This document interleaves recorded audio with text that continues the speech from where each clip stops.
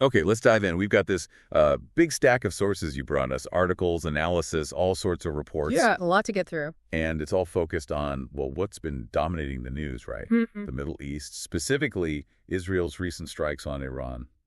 Big stuff. Huge. And the sources look at not just what happened, but the U.S. role, or maybe the lack of a role, and how it's all playing out. It's complicated. That's putting it mildly. Mm. So our plan here is to really sift through this material, piece together the events, the strategy behind them. And maybe the most interesting part, like you said, is what the sources suggest is happening here in the U.S. These apparent splits showing up within a really key political base. Exactly. That's what we want to unpack. Hmm. So let's start with the immediate trigger, the Israeli strikes themselves. Mhm. What do the sources tell us happened around June 12th, 13th? Right. So the picture painted is of a major direct Israeli military operation against Iran. We're talking strikes on military bases, reportedly nuclear facilities too, and even key personnel. It wasn't, a minor skirmish. And there was a name for it circulating in some reports. Yeah, Operation Rising Lion. That's what some sources called it. Okay. And Israel's justification. Why now, according to these reports? Well, the stated rationale presented in the sources is that it was preemptive. They claim they had intelligence suggesting Iran was getting dangerously close to having a nuclear weapon. So the goal wasn't just a slap on the wrist. Not at all. The objectives laid out were pretty ambitious.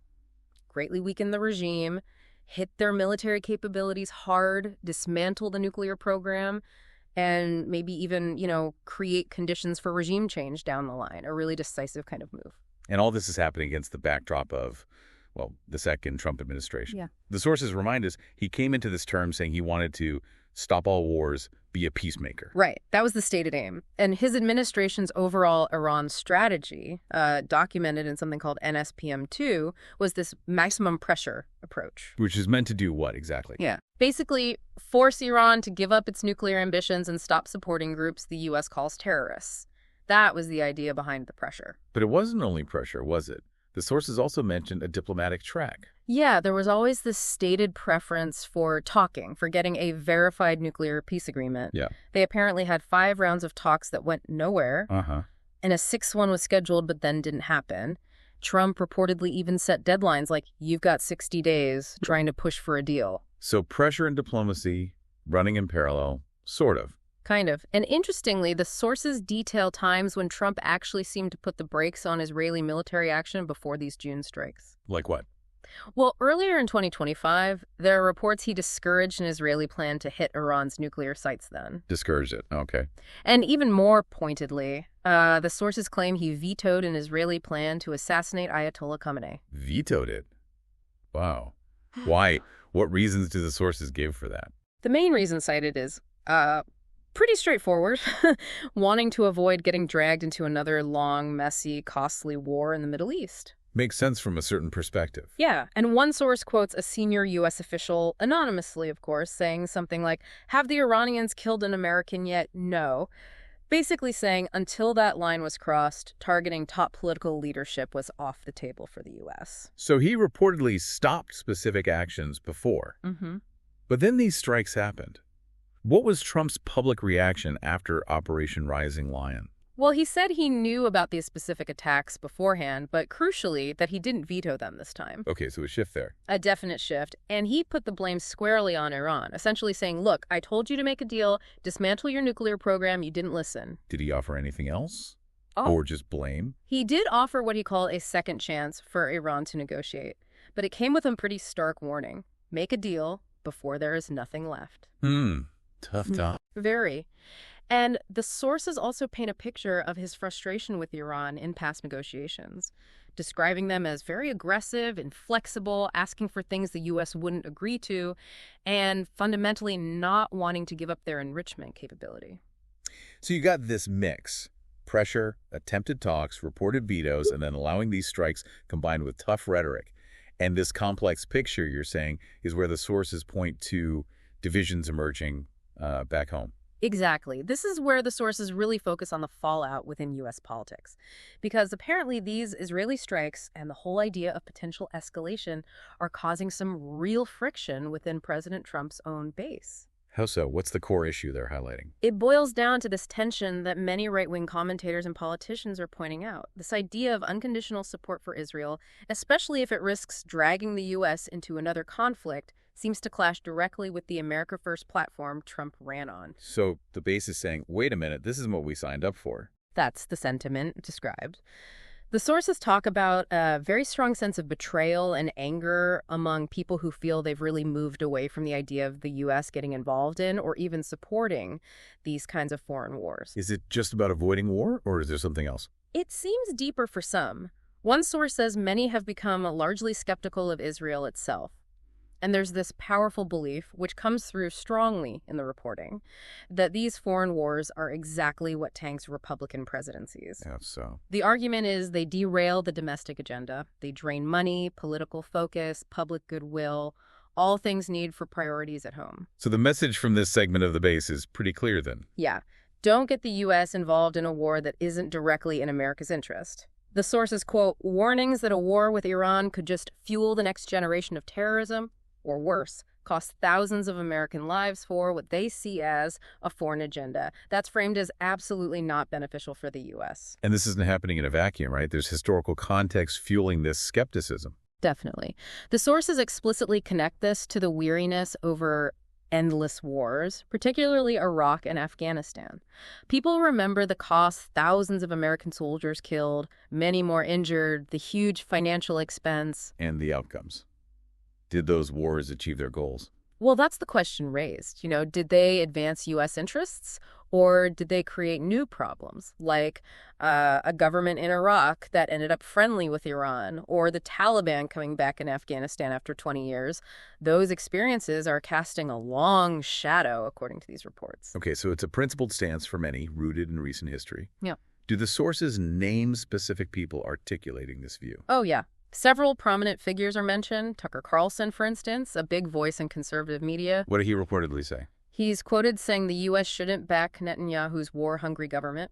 His argument, as presented, is basically Israel can fight its own wars if it wants. It's a sovereign nation, but not with America's backing. That's pretty blunt. And his newsletter apparently went even further, suggesting the U.S. should just drop Israel, let them handle their own fights. That's a significant departure from traditional conservative stances. Wow. Anyone else?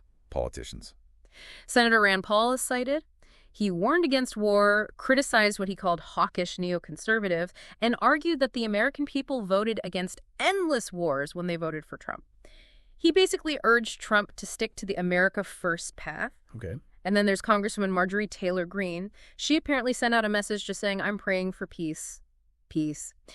And she'd previously warned Trump, reportedly, not to trust Israeli intelligence about Iran building a bomb, especially if U.S. intelligence assessed differently. Interesting point about conflicting intelligence assessments. Right. And another key figure, activist Charlie Kirk, is quoted saying on his podcast, very directly, our MAGA base does not want a war at all whatsoever. They do not want U.S. involvement. So it's not just commentators, but elected officials and activists reflecting this sentiment. Exactly. And it's not just anecdotes. The sources mention polling data, too.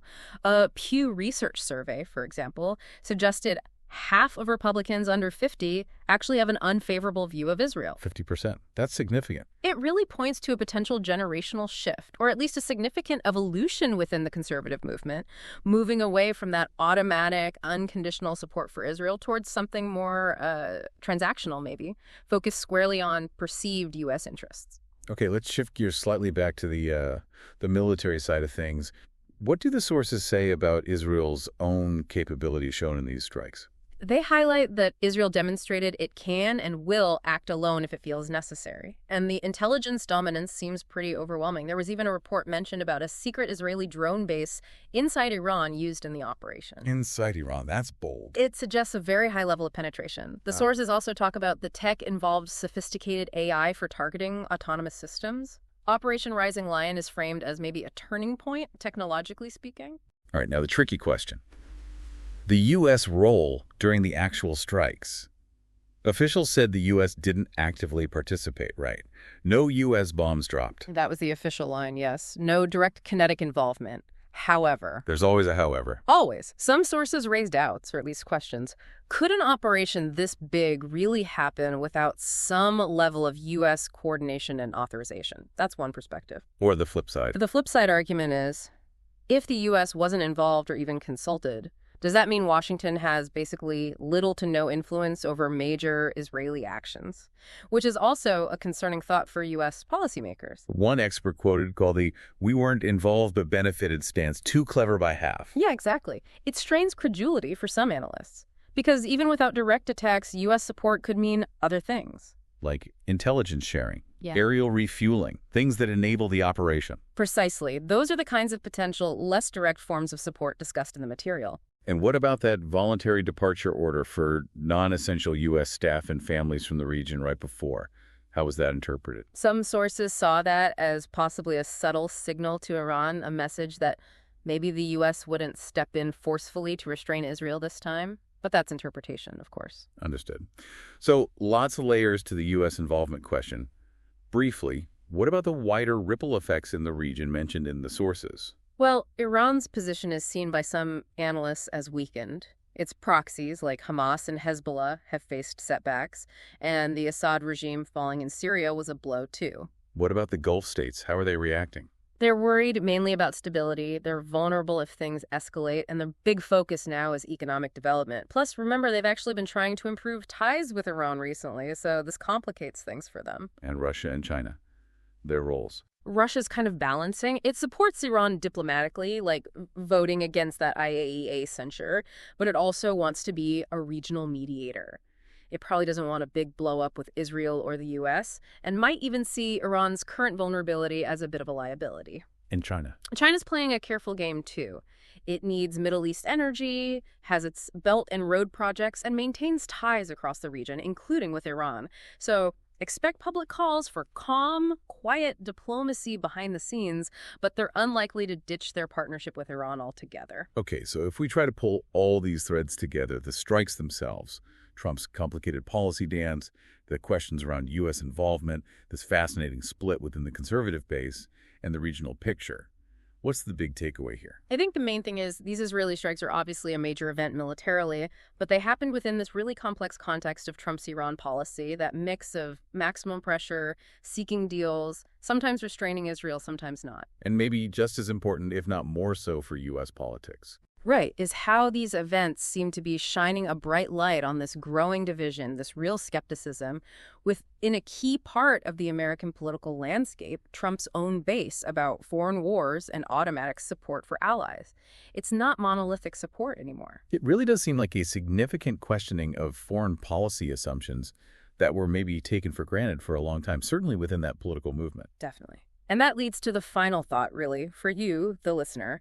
What does this public debate, this questioning happening within a major political base, actually mean for how the U.S. might approach the world stage in the years ahead? It's a big question with no easy answers.